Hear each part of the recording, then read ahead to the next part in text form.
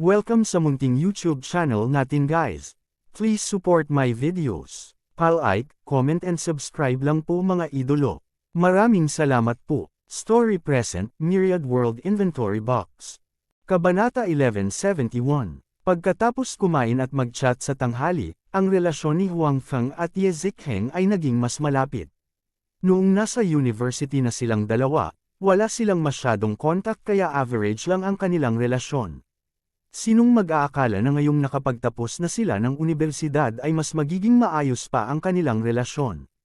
Pagkatapos kumain, umalis si Ye Zikheng sa kasiyahan.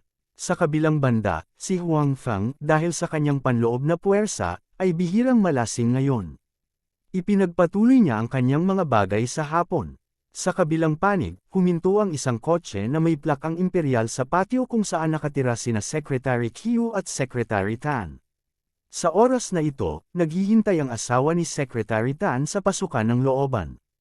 Nang makita niya ang sasakyan ay agad niya itong pinuntahan. Xiaoying, nandito ka.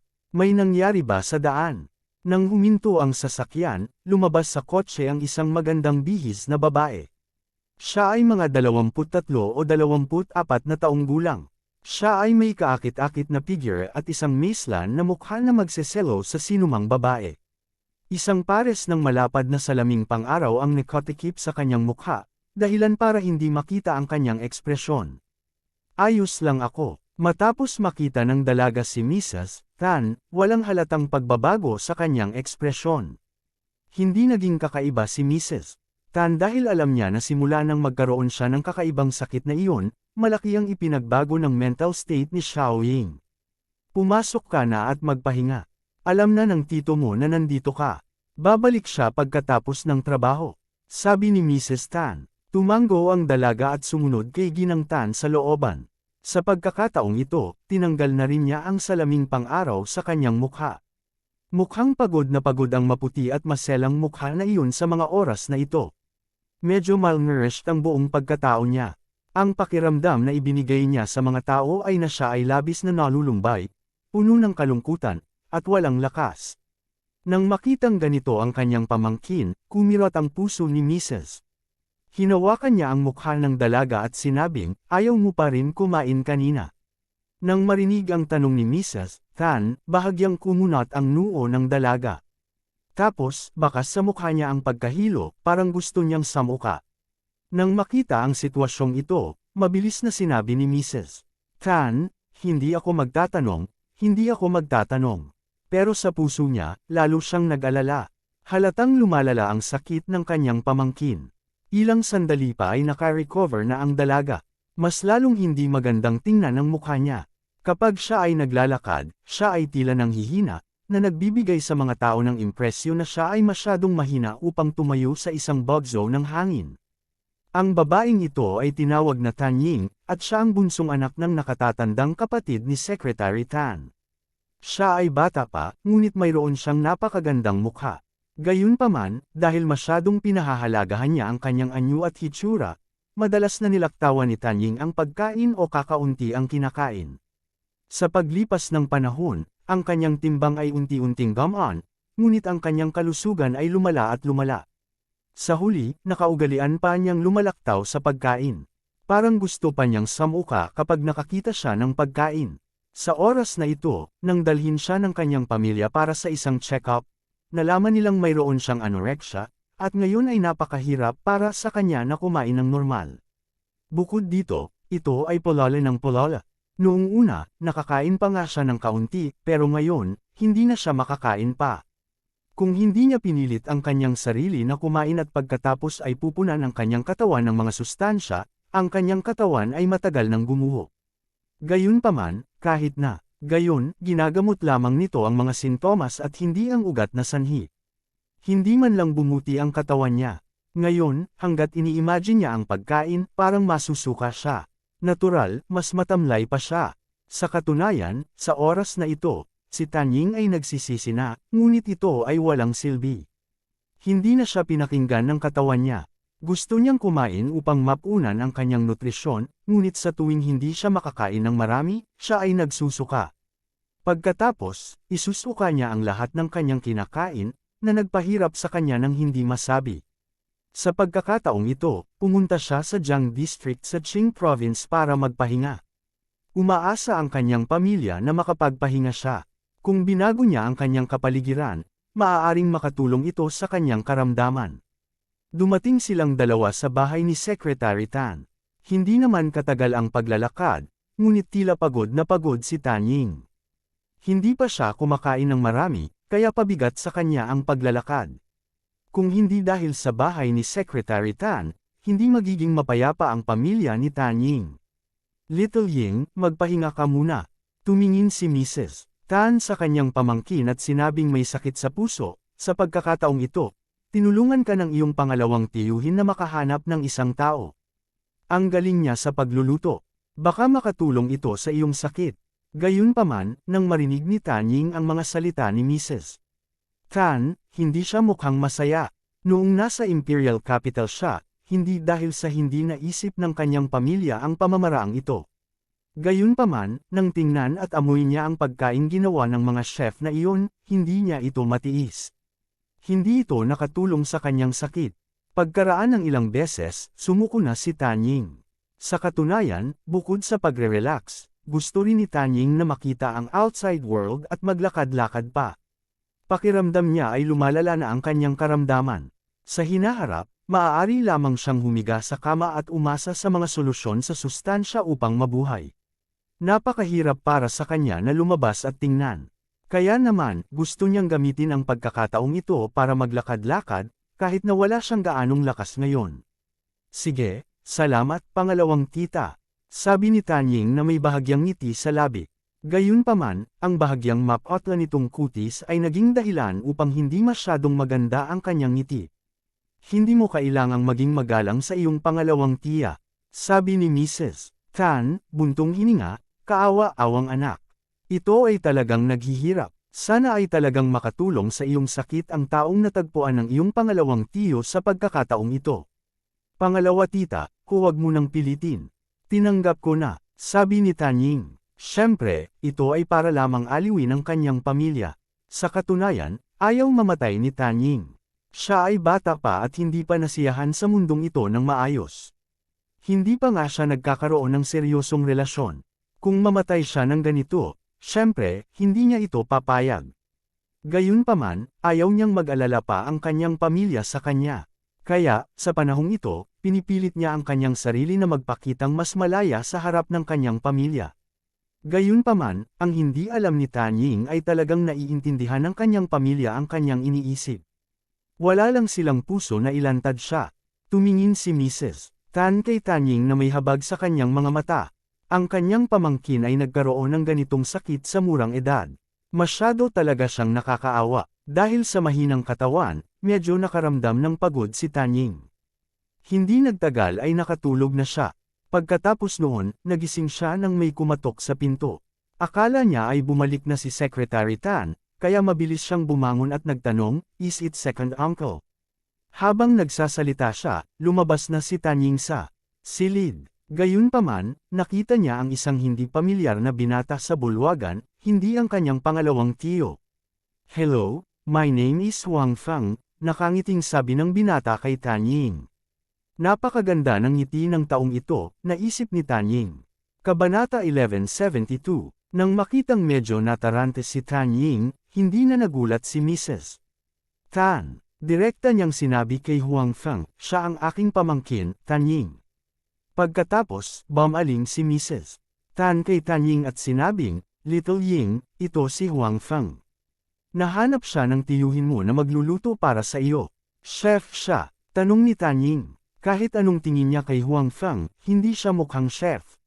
Gayunpaman, sa oras na ito, ang kanyang maputlang mukha ay talagang may bakas ng pula. Iyon ay dahil nalaman na lamang niya na nakatitig siya kay Huang Feng nang nakatulala. "Masasabi mong half-chef ako. Self-taught ako," nakangiting sabi ni Huang Feng. Sa pagkakataong ito, nakita rin niya ang hitsura ng babaeng nasa harapan niya na tinatawag na Tan Ying. Nakita niya na napakahina ng katawan ni Tan Ying.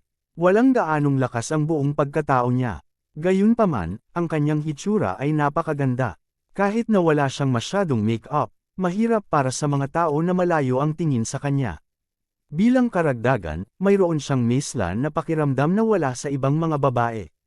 Naging mas madali para sa mga tao na palawakin ang pakiramdam na gustong protektahan siya. Lin Daiyo. Ang tatlong salitang ito ay lumitaw sa isip ni Huang Feng. Bagamat hindi pa niya nakita si Lin Daiyo, naramdaman niya na si Tan Ying sa kanyang harapan ay may isang uri ng sakit na kagandahan tulad ni Lin Daiyo. Nang makitang tila pinagmamasdan siya ni Huang Feng, may bahid ng pagkamahiyain ang puso ni Tan Ying. Dahil sa katawan, matagal na siyang hindi lumalabas ng bahay. Naturally, hindi siya masyadong nakikipag-ugnayan sa mga lalaki. Ngayong nakita niya si Huang Feng na nakatingin sa kanya ng ganito, natural na nakaramdam siya ng pagkapahiya sa kanyang puso. Little Feng, bumili ka ba ng gulay? Mayroong lahat ng uri ng gulay sa bahay. Nakita ni Mrs. Tan ang mga gulay sa kamay ni Huang Feng at sinabing, nadaanan ko lang ang palengke, kaya bumili ako on the way. Sabi ni Huang Feng, sa katunayan, ang mga pagkain ito ay maingat na pinili niya. Ang mga ito ay hindi kinakailangang mamahaling pinggan, ngunit ang mga ito ay lahat ng sangkap na nasiyahan kay Huang Feng. Hindi lang sariwa ang mga ito, lalo pa niyang pinili ang mga ito ayon sa mga lutuing lulutuin niya ngayong gabi. Bilang isang nangungunang chef, o maging ang Diyos ng pagluluto, ang pagpili ng mga sangkap ay hindi masyadong mahirap. Tita, saan po ang kusina? Magluluto po ako, sabi ni Huang Feng. Ihahatid na kita doon, sabi ni Madam Tan. Umupo si Tan Ying sa sofa sa sala at tulalang tinitigan ang likod ni Huang Feng. Hindi niya alam kung bakit, ngunit nang makita niya si Huang Feng, lalo na ang ngiti nito, naging magaan ang pakiramdam ni Tan Ying. Sa katunayan, sa panahong ito, dahil sa kanyang lalong malubhang karamdaman, alam ni Tan Ying na napaka-unstable ng kanyang kalooban. Hindi rin siya mahilig makakita ng napakaraming estranghero, dahil palagi niyang nararamdaman na kapag pinagtitinginan siya ng mga iyon ay pinagtatawanan siya. Gayunpaman, nang makita niya si Huang Feng, hindi niya iyon naramdaman. Ang ngiti ni Huang Feng ay tila nagbigay sa mga tao ng pakiramdam ng seguridad, na nagpakalma sa kanila. Hindi ko alam kung gaano kasarap ang luto niya, pero simula nang matagpuan siya ng second uncle, hindi dapat masyadong masama ang kanyang husay sa pagluluto. Tahimik na nag-isip si Tan Ying sa kanyang puso. Maya-maya ay lumabas si Madam Tan, at ang kusina ay naiwan kay Huang Feng mag-isa. Bagamat gusto niyang manatili at tumulong, tinanggihan siya ni Huang Feng. Ginamit ni Huang Feng ang immortal book, kaya hindi mabagal ang kanyang pagluluto, kaya hindi na niya kailangan ng tulong. Bukod dito, naramdaman ni Huang Feng na kumpara sa kanya, ang mahinang babae sa labas ay tila nangangailangan ng higit na kasama. Paano ba? Hindi naman masama si Huang Feng, di ba? Lumapit si Madam Tan sa tabi ni Tan Ying at naupo, nakikipagbiruan sa kanya. Siyempre biro ang sinabi ni Madam Tan. Gusto lang niyang paginhawahin si Tan Ying, na mabuti rin para sa kanyang katawan. Second tita, ano pong pinagsasabi niyo? Isang bakas ng pamumula ang muling lumitaw sa mukha ni Tan Ying, ngunit dahil ang kanyang buong mukha ay napakaputla, ang bakas ng pamumula na ito ay tila medyo halata at abnormal. Nahihiya ang ating Little Ying. Sabi ni Madam Tan. Alam din niya na dahil sa sakit na ito, hindi kailanman nakipagrelasyon si Tan Ying. Walang ganoong iniisip ang kanyang mga magulang, kaya laging walang asawa si Tan Ying.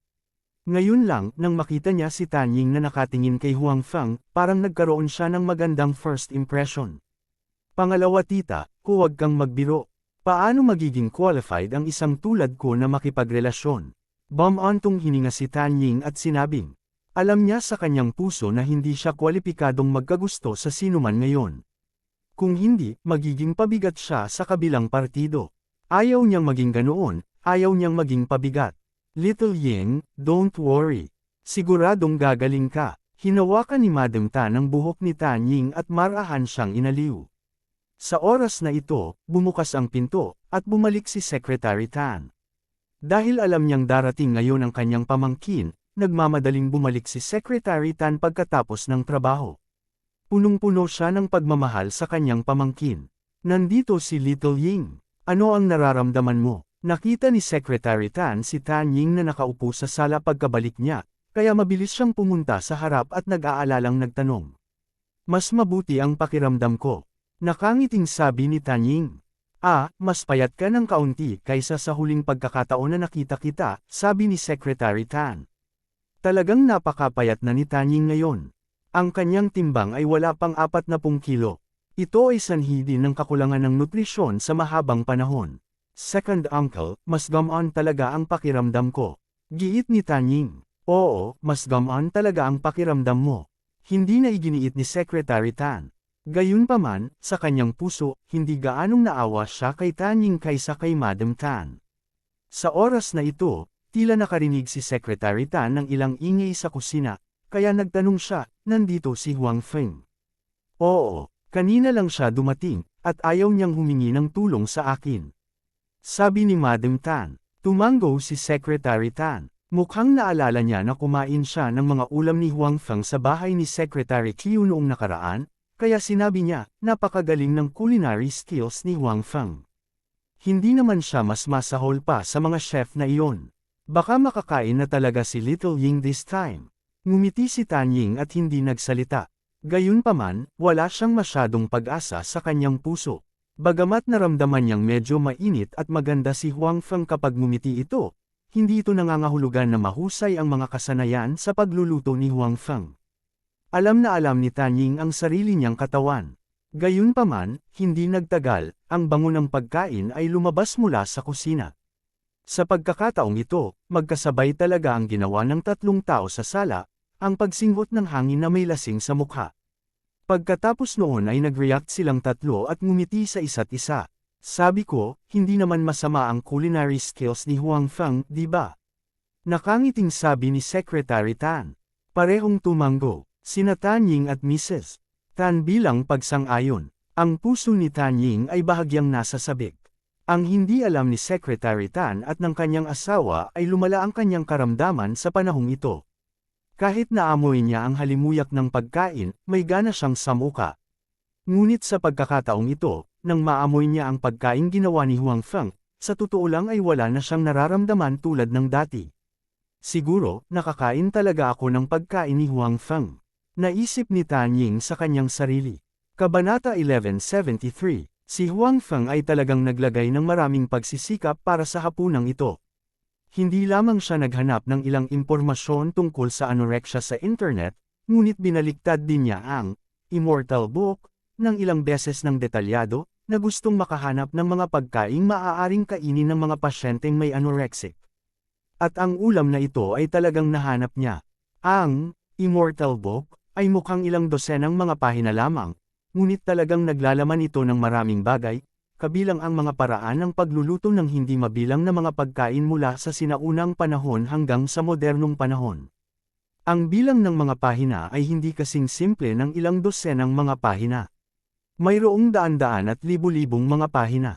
Sa makatuwid, hindi talaga tiningnan ni Huang Feng ang immortal na aklat na ito ng detalyado noon, dahil halos tiningnan lang niya ito, at sapat na para sa kanya na harapin ang kanyang karaniwang mga pangangailangan.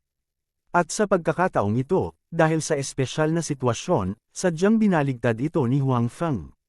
Ang resulta ay labis din siyang nasiyahan. Sa Immortal Book na ito, mayroon talagang mga recipe para sa paggamot sa mga pasyente ng anorexia. Matapos mahanap ito ni Huang Feng, natural na napakasaya niya. Direkta niyang binili ang mga sangkap ayon sa mga recipe na ito. Ito ay isang mahalagang dahilan kung bakit siya mismo ang pumili ng mga sangkap.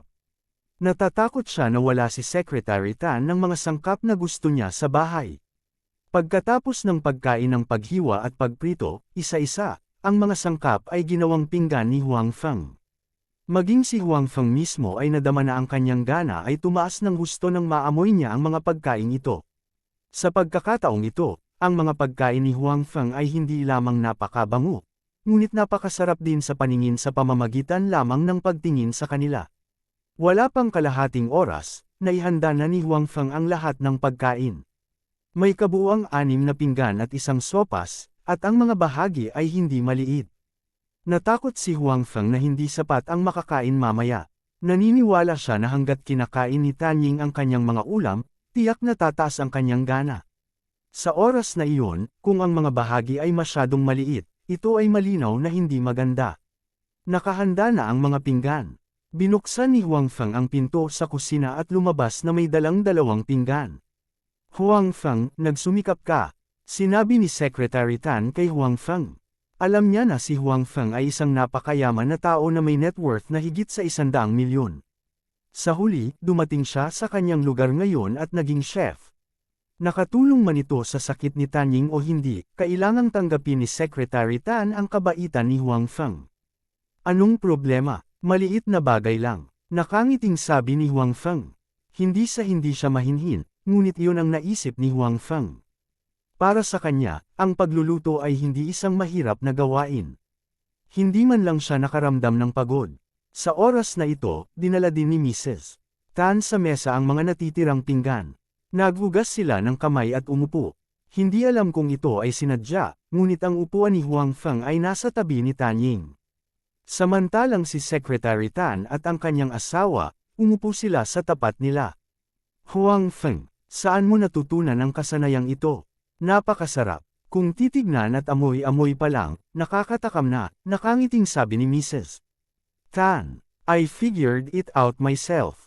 After I graduated from university, I've been living alone. Para makatipid, nagluluto ako para sa sarili ko araw-araw. After a long time, I have developed some skills. Bagamat hindi ito masyadong masarap, hindi naman mahirap kumain, nakangiting sabi ni Huang Feng. Hindi ka magaling. Kinain ko na ang mga ulam na niluto mo noon. Kung masyado kang humble, ipagmamalaki mo, nakangiting sabi ni Secretary Tan. Sa oras na ito, hindi napigilan ni Tanying na kunin ang kanyang mga chopstick. Dati, basta naaamoy niya ang bango ng mga ulam, parang masusuka siya. Kamakailan lang, na-develop ito sa puntong parang masusuka siya sa tuwing naiisip niya ang mga pagkain iyon. Ngayon, ang ikinagulat niya ay nang maamoy niya ang mga pagkain niluto ni Huang Feng, hindi niya naramdaman ang pagsusuka. Naramdaman pa niya na parang may tumutunog sa kanyang tiyan, parang lumabas ang mata ko na surot. Ito ay isang pakiramdam na hindi niya naranasan sa mahabang panahon. Napakatagal nito kaya nakalimutan na niya ang oras. Nang makitang pinupulot ni Tanying ang kanyang chopstick, nagulat si Secretary Tan at ang kanyang asawa. Nagkatinginan sila at walang sinabi. Sa halip, tinitigan nilang mabuti si Tanying, puno ng pag-asa ang kanilang mga mata. Ganoon din ang ginawa ni Huang Feng. Nais din niyang malaman kung makakain ba si Tanying ng mga niluto niya. Sa oras na ito, tila pagkain lang ang nasa harap ni Tanying. Hindi niya napansin ang mga pagbabago sa ekspresyon ng mga tao sa paligid niya. Dinampot niya ang isang ulam sa kanyang harapan at kinakabahang nilagay iyon sa kanyang bibig. Hindi lumabas ang pakiramdam na parang nasusuka siya. Sa halip, ang kanyang panlasa ay tila ganap na nabuksan. Napuno ng amoy ang buong bibig niya. Dagandong. Ang tiyan ni Tanying, na matagal nang hindi nakakain ng kahit anong disente, ay talagang gumawa ng malakas na dagandong. Gayunpaman, sa oras na ito, ang mga taong naruroon ay tila ganap na hindi pinansin ang tunog na ito. Nang makita si Tanying na dahan daw ang ngumunguya habang nakapikit at bakas sa kanyang mukha ang kasiyahan, sa wakas ay hindi naiwasang magtanong ni Mrs. Tan, Little Ying, kumusta na? Kaya mo bang kainin? Panipi. Nang marinig ang mga salita ni Mrs. Tan, bahagyang iminulat ni Tanying ang kanyang mga mata. Sa oras na ito, napagtanto ng iba pang 3 taong naruroon na ang mga mata ni Tanying ay puno ng luha. She nodded heavily and said, "Oo, napakasarap ng ulam na ito." "That's great. You can finally eat," masayang sabi ni Mrs. Tan, masayang sabi ni Mrs. Tan. May luha pa nga sa mga mata niya. Ang karanasan ni Tanying ay nagparamdam sa kanya ng labis na kahabag-habag. Ngayon, makakain na siya sa wakas, at walang panganib na mamatay sa gutom. Natural na tuwang-tuwa si Mrs. Tan, at hindi niya napigilan ang kanyang mga luha. Ang sarap, kumain ka pa, excited ding sabi ni Secretary Tan. Labis din siyang nag-aalala sa pamangkin niyang ito. Sa pagkakita na sa wakas ay makakain na siya tulad ng isang normal na tao, ang pananabik sa kanyang puso ay hindi bababa sa kay Mrs. Tan. Oo, kumain pa. Si Mrs. Tan, na nag-react, ay patuloy na naglalagay ng pagkain sa mangkok ni Tanying. Hindi nagtagal, ang mangkok ni Tanying ay nakatambak na parang isang maliit na bundok. Hindi tinanggihan ni Tanying ang alinman sa kanila. Ibinaba niya ang kanyang ulo at hindi na nagsalita sa kanila. Nagpatuloy siya sa pagkain at ngumunguya. Hindi niya maalala kung kailan siya huling kumain ng ganito. Napakatagal na noon na wala siyang kahit katiting na impresyon dito. Gayunpaman, ayaw niyang maalala ang nakaraan. Gusto lang niyang ituloy ang pagkain at kainin ang mga bagay na ito na maaaring magpasigla sa kanyang gana. Nang makitang si Tanying ay walang kahit katiting na larawan ng isang babaeng kumakain, ang iba pang 3 taong naruroon ay walang kahit katiting na pangungutya. Nakaramdam lang sila ng kasiyahan. Walang tigil sa pag-agos ang luha sa mga mata ni Mrs. Tan. Tuwang-tuwa din si Huang Feng. Bilang chef, ang mga pagkaing ginawa niya ay nagustuhan ng iba. Iyon ang gusto niya. Nang makitang ang pagkaing ginawa niya ay talagang makakatulong kay Tanying, napakasaya rin ni Huang Feng sa kanyang puso. Kumain ka na. Huang Feng, kumain ka na rin. Sa oras na ito, napagtanto ni Mrs. Tan na hindi ginagalaw ni Huang Feng ang kanyang chopstick at agad siyang tinawag. Okay, nakangiting sabi ni Huang Feng. Kabanata 1174. Wala pang 20 minuto, wala na lahat ang 6 na ulam at isang sopas sa mesa. Siyempre, hindi lang ito dahil kay Tanying, na nanambalik ang kanyang gana. Sa katunayan, hindi siya hinayaang kumain ng sobra ni Huang Feng dahil kagagaling lang niya sa gana. Kung bigla siyang kumain ng sobra, hindi ito makakabuti sa kanyang katawan. Sumang-ayon din si Secretary Tan at ang kanyang asawa sa pananaw ni Huang Feng. Nakakaawa man ang tingin ni Tanying sa kanila sa huli, nilabanan ni Secretary Tan at ng kanyang asawa at hindi ginalaw ang chopsticks ni Tanying. Anyway, si Tanying ay nanambalik ang kanyang gana. Maaari siyang kumain ng mabagal sa hinaharap. Malinaw na alam ni Tanying na ginagawa ito ng iba para sa kanyang kapakanan. Kaya naman, bagamat gusto pa niyang kumain, tinitiis na lang niya at panuurin ang iba na kumakain. Gayunpaman, interesado siya kay Huang Feng sa kanyang puso. Ito ay hindi dahil ang kanyang pamilya ay hindi nakahanap ng mga chef mula sa mga nangungunang hotel na ipagluluto para sa kanya. Gayunpaman, hindi ito gumana sa lahat. Kahit sinong sikat na chef ang gumawa ng mga pinggan, hindi niya ito makakain. Matapos makita ang mga ito, masusuka pa siya. Gayunpaman, si Huang Feng, isang chef na hindi isang chef, ay maaaring gumawa ng napaka-ordinaryong pagkain, ngunit hindi siya samuka. Sa katunayan, gusto pa niyang kainin ang mga ito. Nagulat ito sa kanya. Ayon sa kanyang tiyuhin, si Huang Feng ay isang ordinaryong tao lamang na katatapos lang sa unibersidad, at hindi siya isang chef sa propesyon. Gayunpaman, ang gayong tao ay nakapagpagaling sa kanyang anorexia. Paanong hindi ma-curious si Tanying? Huang Feng, ano ang gawa sa ulam na ito? Huang Feng, bakit ang galing mo? Magaling ka magluto. Panipi. Huang Feng, anong ginagawa mo? Hindi maipagpatuloy ang pagkain, si Tanying, na nakabawi ng kaunting lakas, ay nagsimulang magtanong kay Huang Feng ng lahat ng uri ng mga tanong ng walang tigil. Para naman kay Huang Feng, sasagutin niya si Tanying habang kumakain. Pagkatapos noon, nalaman ni Tanying ang sitwasyon ni Huang Feng. Ang mas ikinagulat niya ay ang pagkaing inaakala niyang napakasarap ay gawa talaga ng labanos, repolyo, tokwa, at iba pa. Ang ganitong mga simpleng sangkap, sa mga kamay ni Huang Feng, ay maaaring maging isang bagay na bulok at maging isang napakasarap na pagkain. Ito ay simpleng hindi maisip. Laking gulat din ni Secretary Tan at ng kanyang asawa. Napakaganda ng mga kasanayan ni Huang Feng. Kung hindi sinabi sa kanila ni Huang Feng kung saan ginawa ang pagkain, hindi nila matitikman ang mga sangkap. Pagkatapos kumain, nabusog ang lahat. Maging si Tanying na hindi pa busog ay tuwang-tuwa. May pag-asa man lang na gumaling ang kanyang karamdaman. Huang Feng, kung magbubukas ka ng restaurant, ito ay magiging napakasikat, sabi ni Tanying, Huang Wusuang, kay Huang Feng. Bagamat matagal na silang hindi magkakilala, may magandang impresyon si Tanying kay Huang Feng. Maaaring hindi maniwala ang iba, ngunit si Tanying lang ang makakaintindi kung bakit nagustuhan ni Huang Feng si Tanying dahil lang sa isang pagkain. Talagang naghahanda na akong pumasok sa industriya ng pagkain at inumin, nakangiting sabi ni Huang Feng. Gusto mo bang pumasok sa industriya ng pagkain at inumin? Hindi ka ba naghahanda na pumasok sa industriya ng paggawa ng kotse? Tanong ni Secretary Tan. Hindi naman problema. Nakangiting sabi ni Huang Feng, maaaring marami akong industriya sa hinaharap. Dalawa lang ito, magulo talaga kayong mga kabataan. Hindi ako tumututol na magbukas kayo ng restaurant pero hindi ninyo maantala ang paggawa ng sasakyan, ani Secretary Tan. Malinaw, binigyan pa rin niya ng malaking kahalagahan ang paggawa ng sasakyan ni Huang Feng. Hindi na madidelay, nililinas na ang pabrika sa suburbs. Naghahanda na akong pumunta sa ibang bansa para tingnan ang production line sa mga susunod na araw. Kapag na-import na ang production line, sisimulan na natin ang produksyon sa lalong madaling panahon.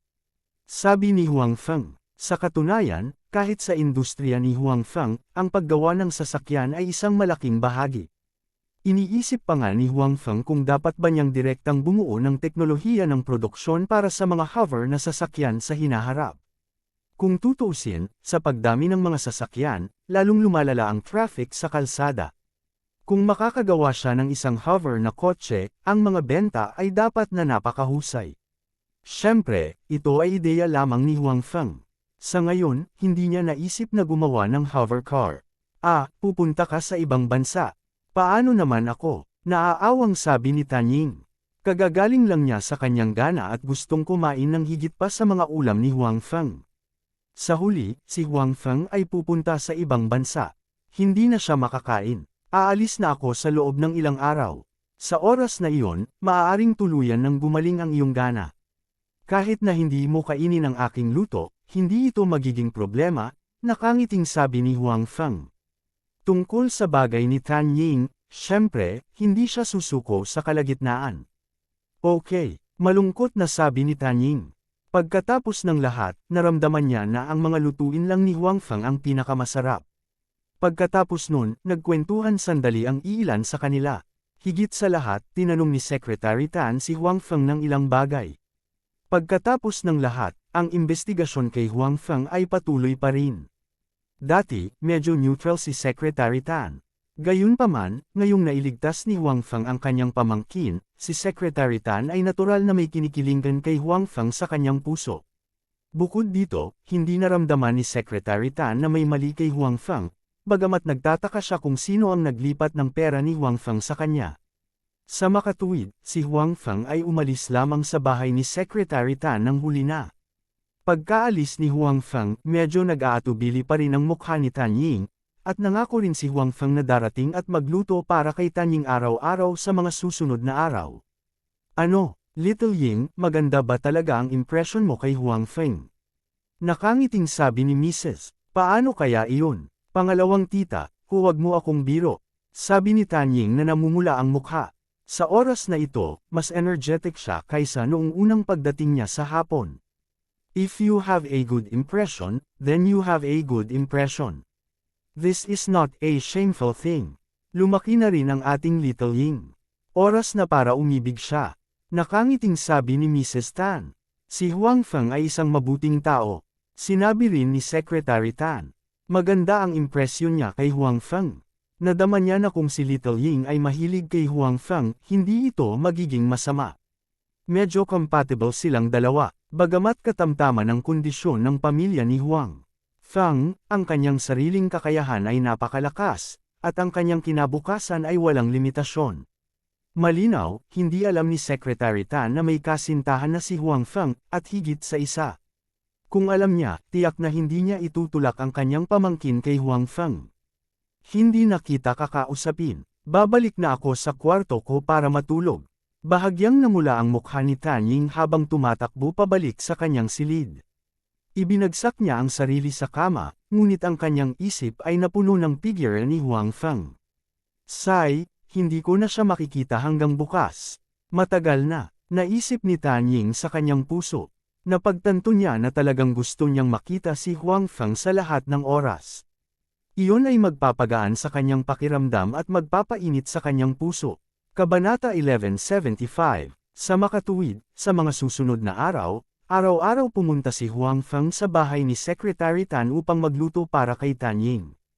Araw-araw din bumabawi ang gana ni Tan Ying, at palaki ng palaki ang kanyang gana.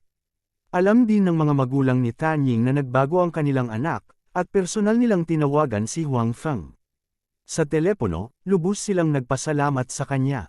Sinabi rin nila na kapag pumunta si Huang Feng sa kabisera, dapat siyang pumunta sa kanilang bahay, at gusto nilang pasalamatan siya ng personal. Gayunpaman, ang ikinagulat ni Huang Feng at Secretary Tan ay nabawi na ang gana ni Tan Ying, ngunit ito ay nang kainin lamang niya ang pagkaing niluto ni Huang Feng. Nang kumain siya ng pagkain ng iba, kahit na masarap, hindi pa rin nakakain ni Tan Ying. Gayunpaman, hindi sila masyadong nag-aalala. Nadama nila na ito ay dahil ang oras ay masyadong maikli, at ito ay magiging maayos pagkatapos ng ilang sandali.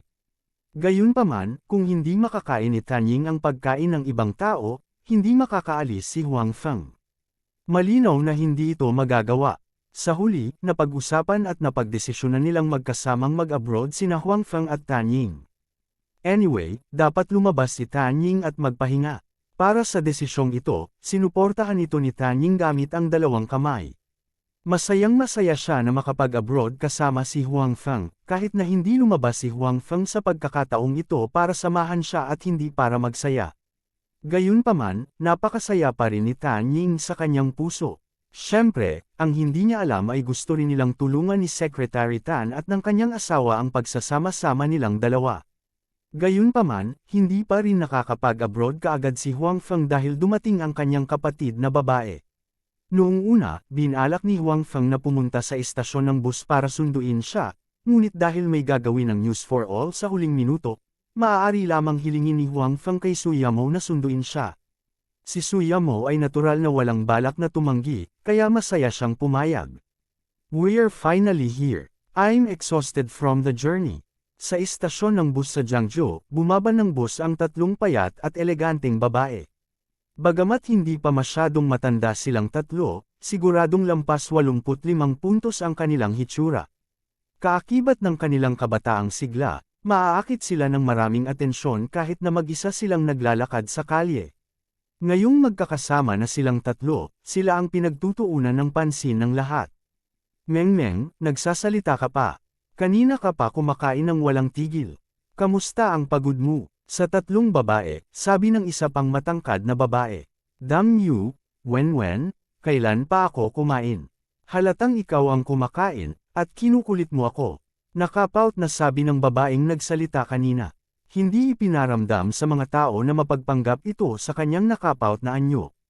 Sa halip, ito ay napaka-cute. Sige, wag na kayong maglokohan. Hindi ka ba napapagod? Walang magawa ang pangatlong babae habang nakatingin sa dalawang mabubuting kaibigan. Mahilig silang dalawa na mag-away palagi, at ganoon pa rin sila kahit noong nasa Jiang District sila.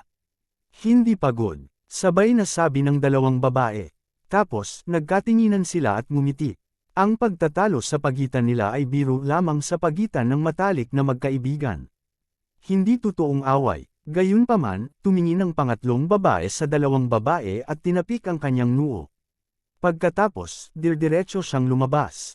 Halatang medyo hindi siya nakaimik pagdating sa dalawa niyang matalik na kaibigan. Hoy, Ting, huwag ka nang pumunta. Sabi mo nandito ang kapatid mo para sunduin tayo. Nasaan siya? Hinabol siya ng babaeng nagngangalang Meng at nagtanong. Oo, alin? Hindi ko pa nakikita ang kapatid ni Ting. Hindi ko alam kung anong itsura niya. Hinabol din siya ng ibang babae na nagngangalang Wen at sinabing, napakagwapo ng kapatid ko, napaka-capable niya. Pagdating sa kanyang kapatid, puno ng pagmamalaki ang dalagang nagngangalang Ting. Pagkatapos, tumingin siya sa kanyang dalawang mabubuting kaibigan at sinabing, huwag kang magkaroon ng anumang ideya tungkol sa aking kapatid. Kung hindi kita papakawalan. Alam ni Ting na hindi madaling pakisamahan ang dalawa niyang matalik na kaibigan. Kung nalinlang ka sa kanilang hitsura, kawawa ka. Ito ay isang bagay na alam ng mga lalaki sa kanilang paaralan. Dahil sa kanilang kagandahan, ang dalawang babaeng ito ay hindi nagkukulang sa mga lalaking humahabol sa kanila. Ganoon din ito kahit noong third year high school sila. Gayunpaman, walang makakahabol sa kanilang dalawa. Hindi man lang nila sinamantala. Sa halip, madalas silang maiwan ng dalawa. Halatang ayaw ni Ting na makitang binubuli ng dalawa niyang mabubuting kaibigan ang kanyang kapatid. Hoy Ting, parang kinakabahan ka. Don't tell me you have a brother complex. No wonder every time you talk about your brother, you always look happy. Ang babaeng nagngangalang Mengmeng ay tila nakatuklas ng bagong mundo. Tinuro niya si Tingting at sinabing, "Ano bang pinagsasabi mo? Mag-ingat ka baka masapak kita." Sabi ni Tingting na pulang-pula ang mukha. Red face, red face. Don't tell me tama ka. Napangisi din si Wenwen. Kayong dalawa, grabe kayong dalawa. Sabi ni Tingting sa dalawang mabubuting kaibigan. Sa pagkakataong ito, biglang nagring ang phone niya. Tiningnan ito ni Tingting at nakitang kapatid niya iyon. Mabilis niyang kinuha ang telepono at handa nang sumagot. Sa oras na ito, wala siyang panahon para abalahin ang dalawa niyang matalik na kaibigan. "Hoy kuya, nasaan ka na? Bakit hindi kita nakikita?" Sinagot ni Tingting ang telepono habang lumilingon sa paligid, ngunit hindi niya nakita ang kapatid sa dami ng tao. Nang marinig ang sinabi ni Tingting, mabilis siyang pinalibutan ng kanyang dalawang mabubuting kaibigan at nag-eavesdrop sa tawag sa telepono ni Tingting. Pagkatapos ay may isang napakagandang boses sa telepono. "Tingting, I'm sorry, may gagawin ako, kaya hindi kita masando. Pero huwag kang mag-alala, nag-ayos na ako ng susando sayo. Babae to, makikita mo siya pagdating mo sa gate ng station." Ang boses sa telepono ay boses ni Huang Feng, at ang babaeng kumausap sa kanya ay ang kanyang kapatid na babae, si Huang Tingting. Si Huang Tingting at ang kanyang dalawang kaklase ay dumating sa Jiangzhou ngayon. "Ah, hindi ka sasama?" Dismayadong sabi ni Tingting. Matagal na niyang hindi nakikita ang kapatid at na-miss niya ito, kaya gusto niyang makita ito sa lalong madaling panahon. Gayunpaman, tila hindi niya ito magagawa ngayon. "Sorry, Tingting, tapos na ako dito, kaya babalik ako para samahan ka." Humihingi ng tawad ang sinabi ni Huang Feng. Gusto na rin niyang bumalik ngayon para makita ang kapatid, pero may haharapin talaga sa News 4 All, kaya hindi muna siya makaalis pansamantala. "Okay," sabi ni Huang Tingting. Alam din niyang may gagawin ang kapatid niya. Kung hindi, tiyak na darating siya para sunduin siya. "Hindi sasama ang kapatid mo." Nang makitang ibinaba ni Huang Tingting ang telepono, mabilis na nagtanong si Mengmeng. "Oo, may gagawin siya," sabi ni Huang Tingting. "Sayang naman, gusto naming makita kung anong itsura niya," sabi ni Wenwen, "pero ang sexy ng boses ng kapatid mo. I wonder what he looks like." "Huwag kang mag-alala, makikita natin siya mamaya," sabi ni Mengmeng. "I'll warn you again, don't do anything to my brother." Nag-alala si Huang Tingting at muling nagbabala. Kabanata 1176. Alam ko, kuya, complex ka," sabi ni Mengmeng. Nang makitang hahampasin siya ni Huang Tingting, mabilis siyang tumakbo palabas. "Alin ito?" Lumapit ang tatlong babae sa labas ng bus station at pinagmasdan ang maraming nagbubulungan. Ito ang istasyon ng bus ng Jiangzhou, napakalaki pa rin ng araw-araw na daloy ng mga tao. "Little sister, gusto mo bang sumakay ng bus? Saan mo gustong pumunta, dadalhin kita." "Panipi." "Little sister, gusto mo bang manatili sa isang hotel? Air conditioning, TV, lahat-lahat, discounted ang presyo." "Panipi." "Smiley, gusto mo bang?" Pagdating pa lang ng tatlong babae sa pintuan ng bus station, maraming tao ang nakapaligid sa kanila, lalo na ang ilang lalaking nanghihingi ng mga customer. Nagniningning ang mga mata nilang napatingin sa tatlong babae. Medyo nataranta ang tatlong babae sa eksenang nasa harapan nila. Sa huli, si Huang Tingting ay mas matanda ng kaunti. She stood up and said, "No, we don't need it. We have someone to pick us." Pagkasabi niyon ay hinayla niya ang dalawa pang babae palabas. Bagamat sinabi na ni Huang Tingting na wala siyang kailangan, marami pa rin ang ayaw sumuko at gusto pa ring magtanong sa tatlong babae. Sa pagkakataong ito, isang magandang babae ang biglang sumulpot sa harap ng tatlong babae. Nakasuot siya ng office suit, na nagpapakita ng kanyang figure ng matindi at matangkad. Hindi lang medyo natulala ang tatlong babae, pati ang mga tao sa paligid nila ay napatitig din sa dilag na biglang sumulpot, may mga natulala. "Ikaw ba ay tinatawag na Huang Tingting?" Nang natigilan ang tatlong babae, tumingin ang office beauty kay Huang Tingting at nagkusa na magtanong. Oo, tumugon si Huang Tingting. Pagkatapos, nakita ng tatlong babae ang babae na nagpakita ng isang malambot na ngiti, na nagpapataas ng kanyang alindog. Halos mapatingin sa kanya ang mga nakatingin sa paligid. Ako si Suyamo, kaibigan ni Huang Feng, hiniling niya sa akin na sunduin ka. Sabi ng babae, ang dumating ay si Suyamo. Siya ay orihinal na nagtatrabaho sa kumpanya, ngunit pagkatapos makatanggap ng tawag mula kay Huang Feng, dumiretso siya sa istasyon ng bus, hindi man lang siya nagkaroon ng oras upang magpalit ng kanyang damit. Ah, kapatid ko pala, sabi niya sa phone, ikaw daw ang susando sa atin. Medyo nagulat na sabi ni Huang Tingting. Hindi niya inaasahan na darating ang ganoong kagandahan para sunduin sila. Oo, tingnan mo. Inilabas ni Suyamo ang kanyang telepono. May larawan ni Huang Tingting sa loob nito. Ipinadala lang ito ni Huang Feng sa kanya upang maayos niyang makuha si Suyamo. Ito ang larawan mo, sabi ni Suyamo, pero malaki ang pinagbago mo. Mas maganda at mas cute ka sa personal kaysa sa larawan. Salamat. Nang marinig ang mga salita ni Suyamo, medyo napahiya si Huang Tingting. Siya nga ang nasa larawan. Siyempre, bukod sa kanya, nandoon din si Huang Feng. Larawan iyon ng magkasama silang dalawa. Ito ay litrato namin ng kapatid ko. Kuha ito nung junior high ako. Matapos makita ang larawang ito, hindi na pinagdudahan ni Huang Tingting ang pagkakakilanlan ni Suyamo.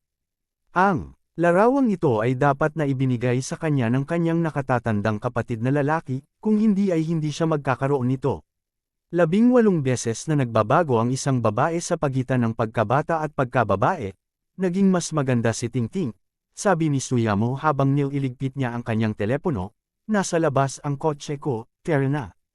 Okay, sagot ni Huang Tingting. Pagkatapos, umalis siya kasama si Suyamo kasama ang kanyang dalawang mabubuting kaibigan, naiwan ang isang pulutong ng mga nanunood. Tinitigan nila ang likuran ni Suyamo at ng iba pang mga babae, na nag-aatubili na umalis. Tingting, sino ang taong ito? Ano ang relasyon niya sa kapatid mo? Tanong ni Mengmeng kay Huang Tingting sa mahinang boses. Hindi ko alam. Dapat maging kaibigan siya ng kapatid ko, kung hindi, wala siyang numero ng telepono ng kapatid ko at litrato namin na magkasama, sabi ni Huang Tingting. Nga pala, Tingting, mas pangit ka noong junior high ka, biglang sabi ni Wenwen sa gilid. Wenwen, ang pangit mo. Hindi naman ako kagandahan noon. Si Huang Tingting ay hindi nasiyahan kaagad. Ang pangit din ng kapatid ko. Ilang litrato ang kasama niya. Bakit ito ang pinili niya? Hindi talaga alam ni Huang Tingting na random lang na pumili ng larawan si Huang Feng. Sa mga mata niya, walang masyadong pinagbago ang ate niya. Gayunpaman, sa mata ng mga tagalabas, malaki ang pinagbago niya. Lumipas ang ilang taon, at lumalaki pa rin si Huang Tingting, kaya natural, malaki ang pinagbago niya. Sinundan ng 3 babae si Suyamo sa kotse, at inihatid sila ni Suyamo pabalik sa villa. May gagawin ang kapatid mo. Babalik siya kapag tapos na siya. Oo, alam ko. Kakatawag lang sa akin ng kapatid ko, sabi ni Huang Tingting. Mabuti naman. Sinabi ni Suyamo, Tingting, ilang araw ka mananatili rito? 3 araw, sabi ni Tingting. 3 araw lang. Medyo naaawa na sabi ni Suyamo. Oo, medyo abala ang mga klase, sabi ni Huang Tingting. Well, 3rd year high school na. Totoo naman, nakapagdesisyon ka na ba kung saan mo gustong pumunta? Tanong ni Suyamo. Gusto kong pumunta sa Jiangzhou University. Nag-isip sandali si Huang Tingting at sinabing, narito ngayon ang aking kapatid. Pagpasok ko, makikita ko siya ng madalas. Tingting, I was wondering why you want to go to Jiangzhou University. So this is the reason. Hindi mo pa rin inaamin na may brother complex ka. Sabi ni Mengmeng. Anong pinagsasabi mo? Hinamplas ni Huang Tingting si Mengmeng ng pulang-pula ang mukha at sinabing, matagal ko nang hindi nakikita ang kapatid ko. Kung gayon hindi mo na kailangang pumunta sa Jiangzhou University, sabi ni Mengmeng. Sa totoo lang, hindi masama ang Jiangzhou University. Kung makapasok ka, ikaw ang magiging junior ko, sabi ni Suyamo, na nagmamaneho. Ate Yamo, pwede ba kitang tawaging ganyan? Tanong ni Huang Tingting. Siyempre, sabi ni Suyamo. Ate Yamo, nasa Jiangzhou University ka rin. Ano sa tingin mo ang universidad na ito? Balita ko hindi naman masama, sabi ni Huang Tingting. Hindi naman masama, sabi ni Suyamo. Pagkatapos, tinulungan niya si Huang Tingting na ipakilala ang Jiangzhou University. Nako, pagkatapos kong marinig ang pagpapakilala ni Sister Yamo, gusto ko ring pumunta sa Jiangzhou University, sabi ni Meng Meng. Ako rin, pagsang-ayon ni Wenwen. Then you guys go too. Buti na lang tayong tatlo ay hindi na kailangang maghiwalay, sabi ni Huang Tingting. Pagkatapos nun, nagkwentuhan yung tatlong babae sa likod ng sasakyan. Biglang parang may naisip si Meng Meng. Tinanong niya si Su Yamo, Sister Yamo, ano ang relasyon mo sa kapatid ni Tingting? Girlfriend ka ba niya? Panipi. Oo, nakangiting sabi ni Su Yamo. Wala siyang balak na tanggihan ito. Nako, gusto kong makita kung ano ang itsura ng kapatid ni Tingting. Kung sobrang gwapo niya, hahabulin ko siya, malungkot na sabi ni Meng Meng. Damn you, Meng Meng, nagsalita ka pa. Sinaktan ni Huang Tingting si Meng Meng. Pagkatapos, sinabi niya kay Su Yamo, Ate Yamo, huwag mo siyang pansinin. Mahilig siyang magsalita ng walang kaparirikan. Alam ko, nakangiting sabi ni Su Yamo. Pagkatapos, bumulong si Meng Meng sa tenga ni Huang Tingting, wala kang pagkakataon bilang isang brother complex. Kabanata 1177. Ikaw ang may brother complex, sabi ni Huang Tingting sa mahinang boses. Bagamat sinabi iyon ni Huang Tingting, mayroon siyang kakaibang pakiramdam sa kanyang puso. Si Huang Feng ay palaging nagmamahal sa kanya at tinatrato siyang mabuti mula pa noong siya ay bata pa. Ngayong may kasintahan na si Huang Feng, kailangan niyang tretuhin ng mabuti ang iba pang mga babae, na naging dahilan ng kaunting selos ni Huang Tingting. Gayunpaman, walang pakialam si Huang Tingting tungkol dito, huwag magsabi ng kahit ano. Sa halip, nakaramdam siya ng kasiyahan na si Huang Feng ay maaaring magkaroon ng napakagandang kasintahan tulad ni Su Yamo. Yamo, pwede ba kitang kunan ng litrato? Gusto kong ipakita ito sa aking mga magulang. Kung alam nila na may girlfriend ang kuya ko na tulad mo, matutuwa sila, sabi ni Huang Tingting. Alam ni Huang Tingting na laging iniisip ng kanyang mga magulang ang kasal ng kanyang kuya, ngunit hindi umuwi si Huang Feng sa nakalipas na 2 taon. Bilang karagdagan, naramdaman ng kanyang mga magulang na ang trabaho ni Huang Feng ay hindi masyadong maayos, kaya hindi nila binanggit ang kasal sa kanya. Sa katunayan, alam ni Huang Tingting na lagi itong iniisip ng kanyang mga magulang, at isa sa mga gawain niya sa pagkakataong ito ay tingnan kung may kasintahan ang kanyang kuya. Kung hindi niya gagawin, hikayatin siya nito na humanap ng isa sa lalong madaling panahon, o umuwi sa panahon ng Spring Festival. Hindi inaasahan ni Huang Tingting na makikita niya ang kasintahan ng kanyang nakatatandang kapatid nang dumating ito. Bukod dito, siya ay napakaganda at matikas, na nagpasaya kay Huang Tingting. Siyempre, sabi ni Su Yamo. Pero magpa-picture tayo pag-uwi natin. It's not very convenient now. Siyempre, gusto ni Su Yamo na tanggapin siya ng mga magulang ni Huang Feng. Sa makatuwid, nais niyang mag-iwan ng magandang impresyon sa mga magulang ni Huang Feng. Ngayong suot na niya ang kanyang work attire, hindi na siya nag-effort na magbihis. Naisip niya na uuwi siya at magbibihis bago kumuha ng litrato ni Huang Tingting. Okay, Yamo, sabi ni Huang Tingting. Hindi nagtagal ay nakarating na silang 4 sa villa. Sa oras na ito, hindi pa tanghali, kaya walang ibang tao sa villa maliban sa mga katulong na ipinagpalit ni Huang Feng. Si Huang Feng ay abala, kaya sina Xi Mengzhou at Tang Mazo ay parehong nasa trabaho. Para naman kay Bai Xiaoro, ang kanyang kinaroroonan ay palaging isang misteryo, kaya walang masyadong nagtanong maliban kay Huang Feng. Yamo, saan tayo? Hindi mo ba kami dadalhin sa pwesto ni Kuya?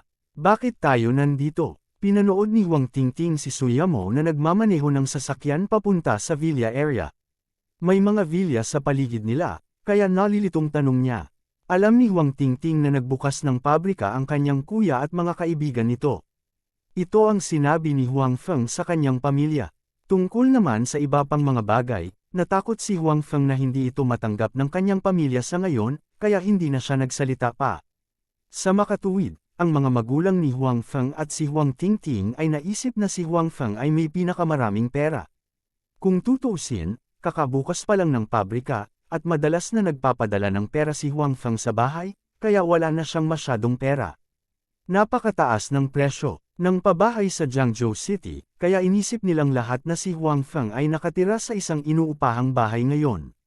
Kung tutuusin, gusto ng mga magulang ni Huang Feng at ni Huang Tingting na bumalik si Huang Feng sa kanyang bayan upang bumili ng bahay. Ang presyo ng pabahay doon ay mas mura. Kaya naman, nang makita ni Huang Tingting na si Suyamo ang nagdala sa kanila dito, siya ay labis na nalilito. Pupunta tayo sa bahay ng kuya mo. Hindi ba niya sinabi sa'yo? Sabi ni Suyamo. Anong sabi niya? Tungkol sa bahay? Hindi. Umiling si Huang Tingting at sinabing, pero dapat ay umuupa siya ng bahay ngayon. Siguradong wala ito dito. Nandito na. Sinabi ni Suyamo, malalaman mo pagdating natin doon. Hindi nagtagal, dinala ni Suyamo si Huang Tingting at ang dalawa pa sa villa. Sa pagtingin sa damuhan sa harap ng bahay na hindi bababa sa laki ng 2 football field at ang fountain sa harap ng bahay, si Huang Tingting at ang dalawa pa ay hindi napigil ang mapasigaw. Si Huang Tingting at ang iba pang pamilya ng 2 babae ay napakahirap. Ang pamilya ni Huang Tingting ang pinakamasama. Ngunit ang mga pamilya ni Mengmeng at Wenwen ay hindi mas mahusay kaysa sa kanya. Kaya naman, nang makita ng sariling mga mata ang villa sa unang pagkakataon, hindi nila maiwasang mapasigaw. Napakalaki at maganda ang lugar na ito. Kung maaari lang akong manirahan dito, handa akong mamatay, bulalas ni Mengmeng habang nakatingin sa tanawin sa labas. Mengmeng, tingnan mo, sabi ni Huang Tingting, ngunit kumislap ang kanyang mga mata sa pagkamangha. Halatang nagustuhan din niya ang lugar na ito. Payag akong manirahan dito. Walang pakialam si Mengmeng sa mga salita ni Huang Tingting. Sa halip, pinabayaan niya ito. Oo, gusto ko rin dito tumira. Tingting, ayaw mo ba dito tumira? Sabi ni Wenwen. Hindi, ayoko. Umiling si Huang Tingting. Sinungaling. Sabay na sabi ni Mengmeng at Wenwen. Namula si Huang Tingting. Sa katunayan, tiyak na gusto niyang manirahan dito. Ngunit alam niya ang sitwasyon ng kanyang pamilya, kaya alam niyang imposible ito.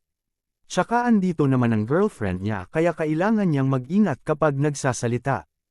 Hindi niya kayang guluhin ang kanyang kuya. Let me tell you a piece of good news. Dito ka titira ngayon. Inihinto ni Suyamo ang sasakyan sa pasukan at nakangiting sinabi sa 3 babae, sige, nakarating na tayo sa ating destinasyon. Bumaba tayo ng sasakyan. Ate Yamo, nandito talaga. Bakit tayo nandito? Tanong ni Huang Tingting. Hindi pa rin siya makapaniwala na ito ang lugar na tinitirhan niya ngayon. Magandang umaga, binibini. Sa oras na ito, dumating ang isang katulong at binati sila. Pagkatapos, tinulungan niya si Suyamo na paalisan ang sasakyan. Oh, Sister Yamo, ito ang iyong tahanan, tama ba? Kaya si Sister Yamo ay isang maputi, mayaman, at magandang babae, sabi ni Wenwen habang nakatingin kay Suyamo. Kitang-kita rin ni Huang Tingting at Mengmeng ang pagkakaunawaan sa kanilang mga mukha. Gayunpaman, medyo nag-aalala pa rin si Huang Tingting. Kung napakaganda ng background ng pamilya ni Suyamo, minamaliit ba niya ang kanilang pamilya at ang kanyang kapatid? Ito ay karaniwan sa mga serye sa TV. Kung nangyari iyon, malulungkot ang kanyang kuya. Ito ang tahanan ko, ngunit ito rin ang tahanan mo, sabi ni Suyamo kay Huang Tingting. Anong ibig mong sabihin? Nalilitong tanong ni Huang Tingting. I mean, si kuya mo ang bumili ng lugar na to, kaya syempre bahay ko to, at bahay mo rin yun. Ngumiti si Suyamo at sinabing, halika, pumasok na tayo. Huwag ka na lang tumayo dyan. Ipapakita ko sa iyo ang paligid. Naihanda na ang mga kwarto mo. Tingnan mo kung may kailangan ka. Kung may kailangan ka, kukuha ako ng bibilhin ngayon. Nabili ba talaga ni kuya ang lugar na ito? Imposible. Saan siya nakakuha ng ganang kalaking pera? Sinundan ni Huang Tingting si Suyamo ng mekanikal. Hindi niya alam kung magkano ang halaga ng villa na ito, ngunit tiyak na hindi ito mura. Ang kanyang kuya ay hindi maaaring magkaroon ng maraming pera. Kabanata 1178. Na-curious din ako dito, pero binili nga ng kapatid mo ang villa na ito. Hindi ako nagsinungaling sa iyo, sabi ni Suyamo habang inaakay ang 3 babae sa villa. Wow, ang ganda naman nitong villa. Dito ba talaga tayo magstay ngayong gabi? Bulalas ni Mengmeng nang makita ang villa. Oo, nasa itaas ang mga kwarto mo. Sumunod ka sa akin, sabi ni Suyamo. Sa sala ng villa, abala ang mga katulong sa paghahanda ng tanghalian. Hiniling ni Suyamo sa kanila na maghanda ng tanghalian. Dahil hindi pa bumabalik si Huang Feng, kailangang asikasuhin ni Suyamo ang tanghalian. Tingting, ito ang kwarto mo. Tignan mo kung nagustuhan mo. Yung mga kwarto mo naman, katabi lang.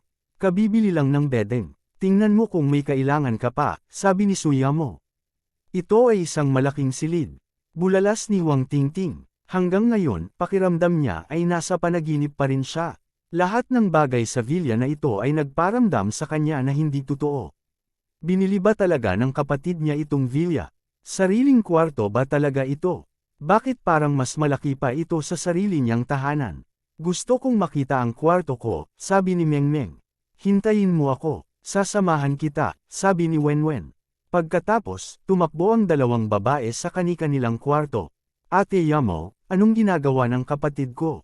Paano siya naging mayaman? Si Suyamo at Huang Tingting lamang ang naiwan sa silid. Tanong ni Huang Tingting kay Suyamo matapos tingnan ang sarili niyang silid.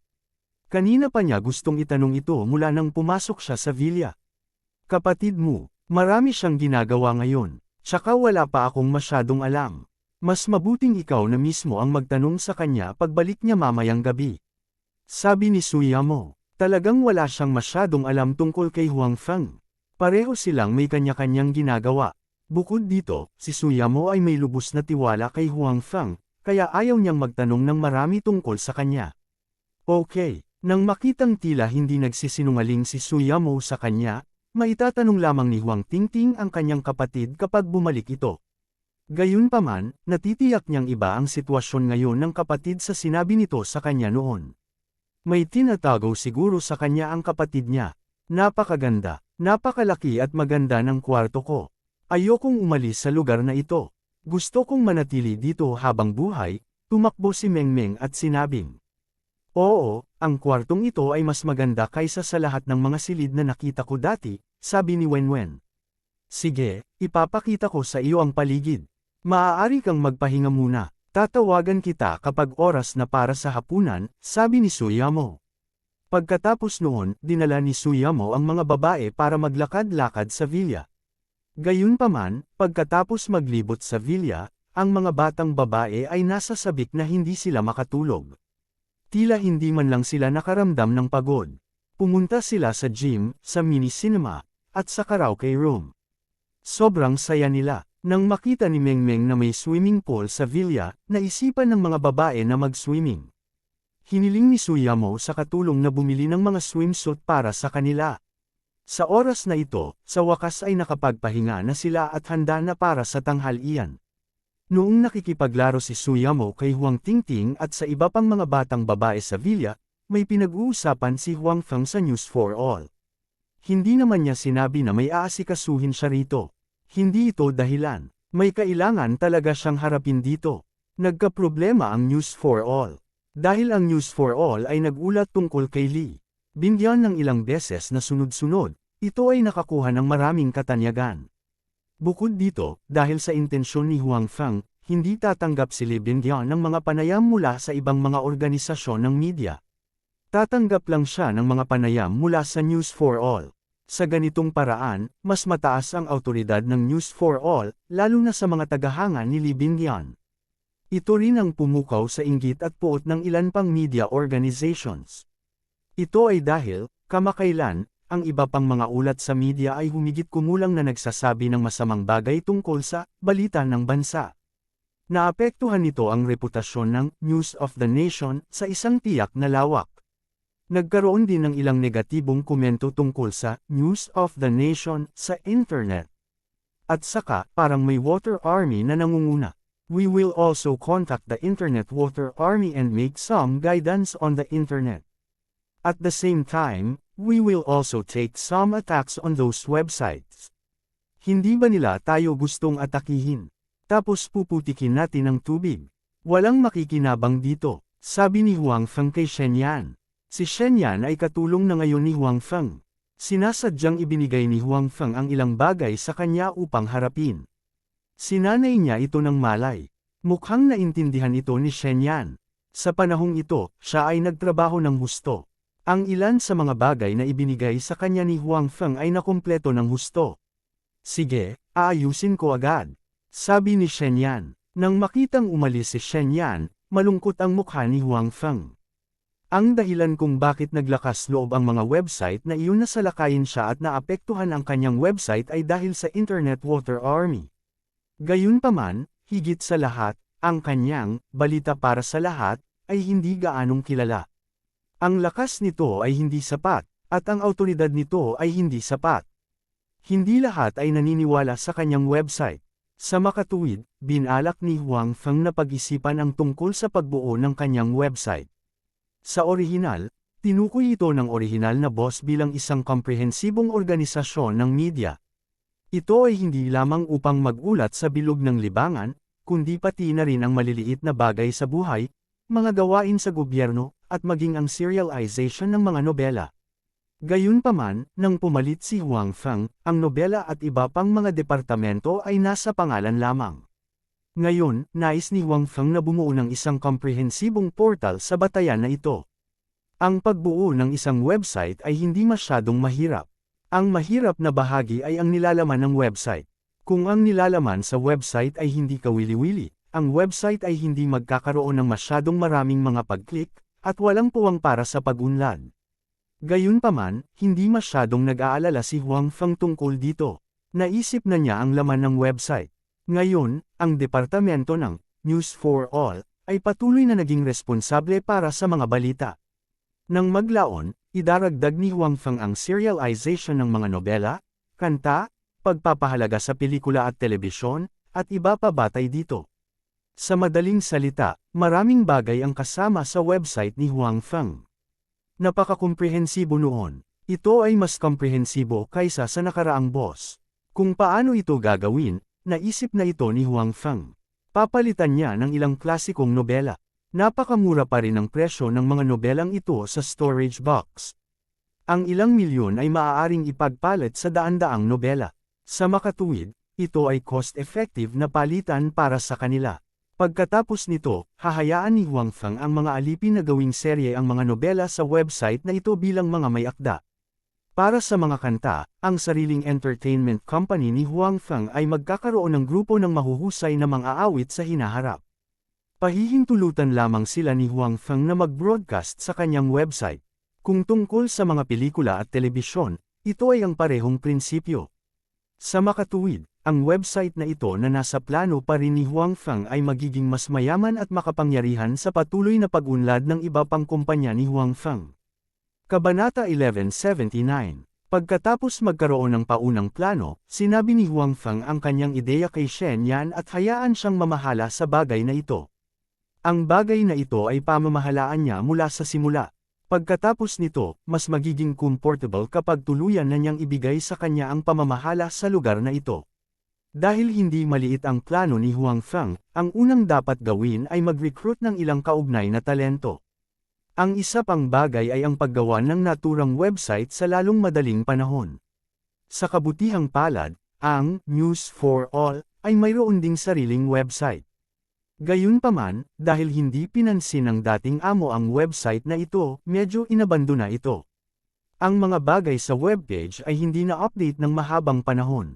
Sa makatuwid, kailangan lang ni Huang Feng na hayaan ang taong dating namamahala sa website na ito na magpatuloy sa pamamahala. Kasabay nito, magre-recruit siya ng ilang katulong para sa kanya. Pagkatapos ng lahat, ang sukat ng website na ito ay hindi magiging maliit sa hinaharap. Talagang hindi sapat ang isa o dalawang tao para maging responsable sa pagpapatakbo ng website.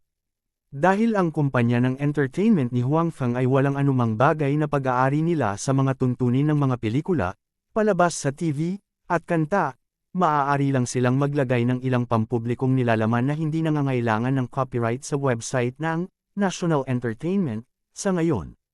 Tungkol naman sa nobela, binalak ni Huang Feng na hayaan ang mga katulong sa Villa na i-upload ang nobela na ipinagpalit niya online nang bumalik siya kinagabihan. Ginugol ni Huang Feng ang buong araw sa News for All.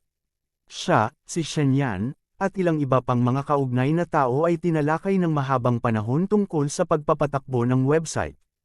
Pagkatapos ng lahat, alam din ni Huang Feng na hindi siya makapangyarihan sa lahat. Maaari lamang siyang magbigay ng ideya o direksyon ng pag-unlad. Ang partikular na pagpapatupad ay nakadepende pa rin sa kakayahan ng mga taong nasa ibaba. Si Shen Yan ay palaging masigasig. Hindi niya akalain na si Huang Feng, ang taong nalantad niya noon, ay hindi lamang hindi siya tatanggalin pagkatapos maging kanyang boss, ngunit sinimulan din niyang ilagay siya sa isang mahalagang posisyon. Malinaw na naramdaman ni Shen Yan na pinahahalagahan at nilinang siya ni Huang Feng. Nang maisip niya ang kanyang magandang kinabukasan, naramdaman ni Shen Yan na puno ng sigla ang kanyang buong katawan. Habang si Huang Feng ay abala sa mga tao sa News for All, upang talakayin ang pagbuo ng website, si Suyamo ay nananatili sa villa kasama si Huang Tingting at ang iba pang dalawang babae. Pagkatapos ng isang simpleng pahinga, ang tatlong babae ay nagkaroon ng masaganang tanghalian. Pagkatapos noon ay dali-dali silang nagpalit ng mga swimsuit na binili ng mga katulong at pumunta sa swimming pool. Ganito ang buhay ng mayayaman. Ang saya talaga. Sa swimming pool, dahan-daang nagtampisaw si Mengmeng habang bumubulong sa sarili na puno ng saya ang mukha. Hindi akalain ni Mengmeng na napakalakas ng kapatid ng kanyang matalik na kaibigan na kaya niyang bumili ng villa sa murang edad. Halatang mahal ang villa na ito. Alam ni Mengmeng ang kalagayan ng pamilya ni Huang Tingting. Sila ay mabuting magkaibigan, at si Mengmeng ay nakapunta sa bahay ni Huang Tingting upang maglaro ng higit sa isang beses. Gayunpaman, kung mas naging ganito, mas nabigla siya ngayon. Ang kalagayan ng pamilya ni Huang Tingting ay mas malala kaysa sa kanya, kaya tiyak na wala silang gaanong pera para makabili ng ganoong villa. Sa madaling salita, ang villa na ito ay binili lamang ng kapatid ni Huang Tingting. Dapat malaman na ang kanyang kapatid ay nagtapos sa universidad wala pang 2 taon na ang nakakaraan. Bukod dito, nakapagtapos siya sa isang ordinaryong universidad. Talagang hindi ka panipaniwala na kayang bilhin ng taong iyon ang gayong marangyang villa sa loob ng 2 taon. At dahil dito, mas naging curious si Mengmeng sa kapatid ni Huang Tingting, na hindi pa niya nakikilala. Anong klaseng tao ang kapatid ni Tingting? Nagtataka si Mengmeng sa kanyang puso. Mengmeng, huwag mong sabihing attracted ka sa kanya. Lumangoy si Wenwen at sinabing, siya ang may pinakamagandang figure sa 3 babae. Matangkad siya at may curvy figure. Maraming kababaihan sa lipunan ang hindi may kumpara sa kanyang figure, lalo pa noong high school. Kaya naman noong nasa school sila, siya ang pinakanasilip ng mga lalaki. At dahil sa sitwasyong ito, maraming beses siyang pinagtawanan ni Mengmeng at Huang Tingting. Siyempre, sobrang inggit din ng 2 babae kay Wenwen dahil sa magandang figure. So ano, hindi ka ba attracted sa kanya? Sabi ni Mengmeng, huwag daw magpatalo. Hindi ko pa nga nakikilala ang kapatid ni Tingting. Bakit naman ako maa-attract sa kanya? Sabi ni Wenwen, at saka, huwag mong kakalimutan na may girlfriend na ang kapatid ni Tingting. Napakaganda at napakabait ni Ate Yamo. Bakit siya magkakagusto sa iba? Say, nakakalungkot talaga. Napabuntong hininga si Mengmeng at sinabing, bakit maagang nagkaka-girlfriend ang mabubuting lalaki? Kayong dalawa, tama na. Sinabi ko na sa inyo na huwag kayong magdadalawang isip tungkol sa kapatid ko. Sa oras na ito, lumapit din si Huang Tingting at sinabi sa kanyang 2 kaibigan. Natatakot siyang ligawan ng 2 niyang kaibigan ang kapatid niya. Tingting, mas lalo akong na-curious sa kapatid mo. How can he so awesome? Sabi ni Mengmeng. Ang mga mahuhusay na lalaki ay palaging nakakaakit ng atensyon ng mga babae. Tama. Ang kapatid mo ay nagtapos ng wala pang 2 taon, at talagang kayang-kaya niya ang ganoong kalaking villa. Ang hanay ng villa na ito ay mas malaki pa kaysa sa aming komunidad. Talagang hindi ka panipaniwala, sabi ni Wenwen. Hindi ko rin alam. Umiling si Huang Tingting at sinabing, matagal ko na siyang hindi nakikita. Sinabi niya sa telepono na nagbukas siya ng pabrika kasama ang kanyang mga kaibigan, ngunit wala na siyang ibang sinabi. Ang pagbubukas ng isang pabrika ay lubhang kumikita. Nagbukas ba siya ng pabrika ng pag-imprenta? Nag-iimprenta ba siya ng pera araw-araw? Sabi ni Mengmeng. Anong pinagsasabi mo? Inilibot ni Huang Tingting ang kanyang mga mata sa kanyang kaibigan at sinabing, malinaw naman, ang aking kapatid ay dapat may iba pang negosyo. Kung hindi, hindi siya maaaring kumita ng ganoon kalaki. Totoo yun, pagsang-ayon ni Wenwen. Okay, matagal na tayong nag-swimming. Umakyat na tayo. Ngayon lang ako nakakita ng swing sa back garden. Kaya na maglaro na tayo, sabi ni Huang Tingting. Hindi, gusto ko pang lumangoy saglit. Noon pa man ay pinangarap kong tumira sa ganoong villa na may swimming pool. Paano ako makakaalis ng ganoon kadali kung may pagkakataon ako ngayon? Umiling si Mengmeng at sinabing, sayang naman at 3 araw lang tayo dito. Buti sana dito tayo magpakailanman. Kung gusto mong sumama at maglaro, maaari kang mag-apply para sa Jiangzhou University. Magkasama tayo sa parehong paaralan sa hinaharap. Kapag libre ka, maaari kang pumunta sa villa ng aking kapatid upang maglaro, sabi ni Huang Tingting. Tama, bakit hindi ko naisip yun? Kung ganun, makakapunta ako dito ng madalas. Masayang sabi ni Mengmeng, pero biglang bumagsak ang mukha niya at sinabing, pero medyo mas masama. Ang grades ko kaysa sa iyo. Hindi ako sigurado kung makapasok ako sa Jiangzhou University. Wala ka pa bang oras? Naniniwala ako na hanggat handa kang magsumikap, tiyak na makapasok ka, sabi ni Huang Tingting. Well, magsisikap ako. Para makapunta sa villa para maglaro, magsisipag ako. Pinasaya ni Mengmeng ang sarili na puno ng fighting spirit. Kabanata 1180. Ano ka naman, Wenwen? Tuwang-tuwa si Huang Tingting sa desisyon ng kanyang kaibigan. Tumingin siya sa kaibigan at nagtanong, napagpasyahan mo na ba kung saang universidad ang gusto mong pasukan? Gusto ng pamilya ko na pumunta ako sa kabisera, sabi ni Wenwen, Hindi naman masama ang grades niya. Nagtitiwala siya na makapasok siya sa isang pangunahing universidad. Gayunpaman, dahil pareho kayong nasa Jiangzhou, hindi ako makakapunta sa capital mag-isa. Nakapagdesisyon na ako, mag-a-apply din ako sa Jiangzhou University. Tutol ba ang pamilya mo dito? Tanong ni Huang Tingting. Bagamat ayaw niyang magkahiwalay sila, nag-aalala siya na hindi papayag ang pamilya ni Zin Wenwen. Kung tutuusin, hindi isang maliit na bagay ang mag-apply para sa isang universidad, at ito ay malapit na nauugnay sa kanyang plano sa buhay sa hinaharap, kaya hindi ito isang personal na bagay. Okay lang, kaya ko naman, sabi ni Wenwen. Hindi siya nagsisinungaling kay Huang Tingting. Tiwala siya na makukumbansi niya ang kanyang pamilya na sumang-ayon sa kanyang desisyon. Maganda iyan, pagkatapos ay maaari tayong magkasama muli, masayang sabi ni Huang Tingting. Huwag mong isipin na hindi ko alam na si Wenwen ang pinaka-boring na tao. Dapat may crush ka sa kapatid ni Tingting. How dare you scold me just now? Sabi ni Mengmeng kay Wenwen. I don't have as many thoughts as you. I just don't want to be separate from you. Hindi umamin si Wenwen. Gayunpaman, ang dalawang taong naruroon ay mabubuting kaibigan niya at kilalang kilala siya, kaya alam nilang hindi nagsasabi ng totoo si Wenwen sa ngayon.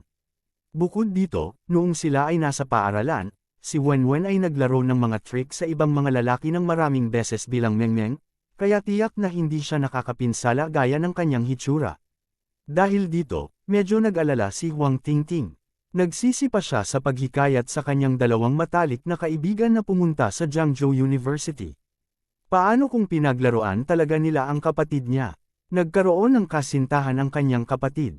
Paano kung mali ang pagkakaintindi ni Ate Yamo? Ladies, pagod na siguro kayo sa sobrang tagal ng paglangoy. Halika na at magmeryenda. Sa oras na ito, nagdala si Suyamo ng isang plato ng meryenda sa gilid ng swimming pool sa ilalim ng payong at sinabi kay Huang Tingting at sa mga babae. Okay, pupunta kami, sagot ni Huang Tingting. Buntong hininga, kung hindi ganoon kagaling si Sister Yamo, pwede ko siyang ilayo, may emosyong sabi ni Mengmeng. Hindi kagaya ng mga batang iyon sa school ang kapatid ko.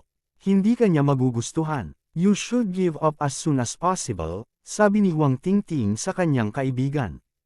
Hindi ako naniniwala na hindi ko kakayanin ang kapatid mo, confident na sabi ni Mengmeng. Pero, kasama si Sister Yamo, hindi ko kayang gawin ito. Sige, hindi na kita kakausapin. Lalong nagiging katawa-tawa, aakyat na ako, sabi ni Huang Tingting. Hintayin mo kami. Lumangoy din sa gilid sina Mengmeng at Wenwen. Ang dalawang kaibigan ni Huang Tingting ay hindi lamang ang may ibang iniisip tungkol kay Huang Feng.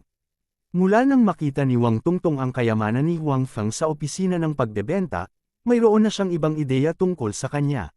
Bagamat gusto niyang lasingin si Huang Feng sa class reunion noong nakaraan at pagkatapos ay gumawa ng isang bagay sa kanya, hindi ito nangyari sa huli. Gayunpaman, hindi agad sumuko si Huang Tungtong. Nang makita niya kung gaano kalapit sina Huang Feng at Zhu Zaiyo sa pribadong silid noong gabing iyon, Alam niyang hindi normal ang kanilang relasyon. Sinadya niyang magtanong sa paligid tungkol sa pagkakakilanlan ni Zhu Zaiyu at nalaman niyang estudyante pa rin siya. Kaya, pumunta siya sa paaralan ni Zhu Zaiyu ngayon. Zhu Zaiyu, may naghahanap sa iyo sa ibaba. Sa oras na ito, nagbabasa ng ilang libro si Zhu Zaiyu tungkol sa pagsasanay ng aktor sa kanyang dormitoryo. Nakatanggap na siya ng notice mula kay Director Feng na aalis siya kasama ang crew sa loob ng 2 o 3 araw. Ito ay isang bagong hamon para sa kanya. Bukod dito, mataas pa rin ang inaasahan ni Huang Feng para sa kanya. Kaya, hindi niya gustong gumanap ng masyadong masama at bigan si Huang Feng. Kaya, ginugol niya ang mga nakaraang araw sa pag-aaral tungkol sa pag-arte upang mapabuti ang kanyang kakayahan. Sinota, tumingin si Zhu Zaiyu sa labas at nakita ang babaeng kakasabi lang sa kanya. Galing sa dormitoryo ang babaeng ito at magkaklase sila. I don't know. It's a girl, sabi ng dalaga. Isang babae, medyo nalito si Zhu Zaiyu. Kung ito ay isang lalaki, ito ay maaaring si Huang Feng. Siyempre, maaaring isa rin ito sa mga lalaki sa paaralan na humanga sa kanya. Pero dahil babae ito, hindi niya alam kung sino iyon. Ngunit, dahil hinahanap siya ng kabilang partido, tiyak na kailangan niyang bumaba. Kaya, bumaba si Zhu Zaiyu nang may pagdududa. Hinahanap mo ba ako? Ano ang problema? Pagdating niya sa dormitoryo, nakita ni Zhu Zaiyu si Wang Tungtung na nakilala niya ilang araw na ang nakakaraan. May impresyon pa rin si Zhu Zaiyu kay Wang Tungtung dahil siya ang pinakamaasikaso kay Huang Feng ng gabing iyon sa pribadong silid. Bukod dito, pagkatapos noon, sinabi ni Huang Feng kay Zhu Zaiyu ang tungkol sa relasyon nila ni Wang Tungtung. Kaya, naalala ni Zhu Zaiyu ang pagkakakilanlan ni Wang Tungtung. Gayunpaman, dahil sa relasyon ni Wang Tungtung at Huang Feng noong sila ay nasa universidad at nagkusa pa siya na talikuran si Huang Feng sa huli, walang magandang impresyon si Zhu Zaiyu kay Wang Tungtung. Ngayong hinahanap siya ng kabilang partido, si Zhu Zaiyu ay labis na naguguluhan. Wala siyang anumang pakikipagkaibigan sa kabilang partido, kaya bakit niya ito hinahanap? Zhu Zaiyu, gusto mo si Huang Feng, tama ba? Tiningnan ni Wang Tungtung ang bata at magandang Zhu Zaiyu na para bang tinitingnan niya ang kanyang sarili ilang taon na ang nakararaan. Ang kanyang puso ay puno ng paninibugho dahil si Zhu Zaiyu ay may mas magandang figure at mas magandang hitsura kaysa sa kanya. Sa makatuwid, mas gusto niyang sirain ang relasyon ni Huang Feng at Zhu Zaiyu. Anong ibig mong sabihin? Sumimangot si Zhu Zaiyu at nagtanong, gusto ko man si Huang Feng o hindi, wala itong kinalaman sa iyo. Wala itong kinalaman sa akin, ngunit may kinalaman ito sa iba, sabi ni Wang Tungtung. Sa totoo lang naaawa ako sa iyo at ayaw kitang malinlang. Alam mo ba, may kasintahan talaga si Huang Feng. Nakita ko na siya dati.